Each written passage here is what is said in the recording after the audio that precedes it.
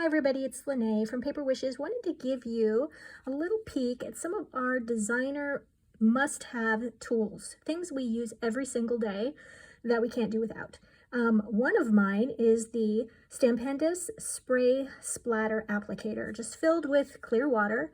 I have this on my desk. I use it every day when using water reactive dye ink. Just give it a little mist, just like that. And then you can either let that dry or you can blot that just to give an entirely different texture to your inking. Now you can also take the same bottle, same water, and you can add a medium like Cosmic Shimmer Pixie Sparkles. This one's Groovy Grape. You can just add this to the small amount of water. I don't like to fill it up all the way because I might change my color. There we go. We're going to just let that dissolve.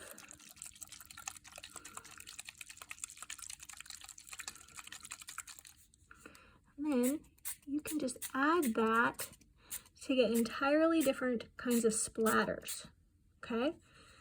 I love that I have the control to change colors and mix it up a little bit.